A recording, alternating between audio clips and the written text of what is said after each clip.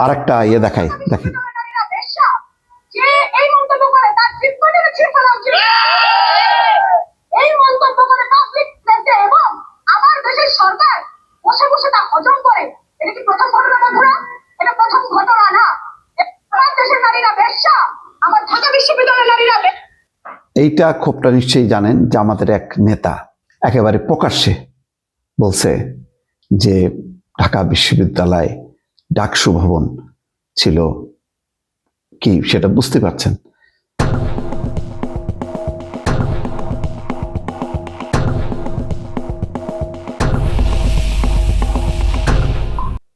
কিভাবে বলা হচ্ছে মাদকের আড্ডাখানা, বেশ্যাখানা, এই সমস্ত কথা বলছে। এগুলি উচ্চারণ করতে চাই না, কিন্তু না করেও পারা যাচ্ছে না আর কি বোঝানোর জন্য। এরপরে ভাবছিলাম যে এটা নিয়ে ব্যাপক ঝড় হবে। শুধু বিশ্ববিদ্যালয় কর্তৃপক্ষ দেখলাম প্রতিবাদ করছে, ছাত্রদল করছে, নারীরা, ঢাকা বিশ্ববিদ্যালয়ের ছাত্রীরা করছে, কিন্তু যেই প্রতিবাদটা আজকে চিন্তা করেন তো, জামাতের যেই নেতা যেভাবে মন্তব্যটা করলো, শিবির পবিত্র করছে, আর আগে ছিল এটা মাদকের আড্ডাখানা, পেশাখানা, এই সমস্ত বলছে।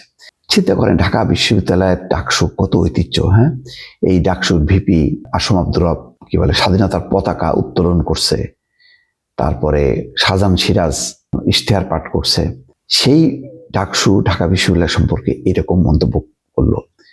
কোনো একটা মানে ডাকসুর ভিপি সাদিক কায়েম বা অন্য কোনো প্রতিবাদ করলো না, মিছিল সমাবেশ তো দূরের কথা।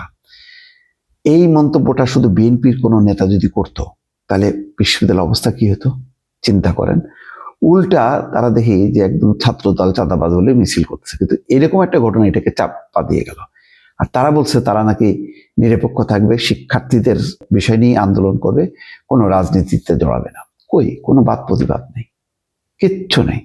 এটা খুব নিন্দনীয়। এটা বিএনপির জামাতের নেতা বলুক, বিএনপি নেতা বলুক, যেই বলুক না কেন, এটা তো প্রত্যেকটা ঢাকা বিশ্ববিদ্যালয়ে যারা পড়ে শিক্ষার্থী প্রত্যেকের সবাইকে অপমান করা হয়েছে।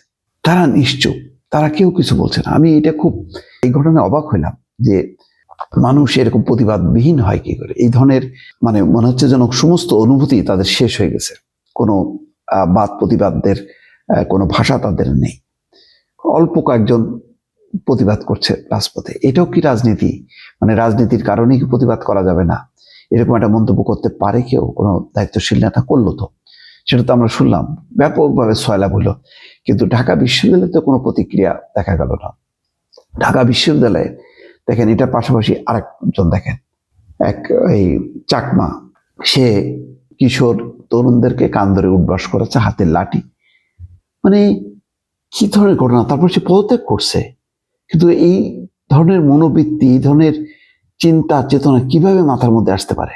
এটা কিভাবে ডাকসুর মানে নির্বাচিত নেতারা, শিক্ষার্থীরা, তারাও এটার নিয়ে কোনো প্রতিবাদ করছে না, সব নিশ্চুপ হয়ে আছে। অদ্ভুত ব্যাপার। মানে এটা কি কেউ ইজারা দিয়ে দিল? মানে জামাত কিছু বললে প্রতিবাদ হবে না, ডাকসুর কোনো কর্মকর্তা এই ধরনের কর্মকাণ্ড করলে সেটার প্রতিবাদ হবে না। এগুলি কি ধরনের পলিটিক্স? এটা আমি বুঝতে পারছি না দর্শক।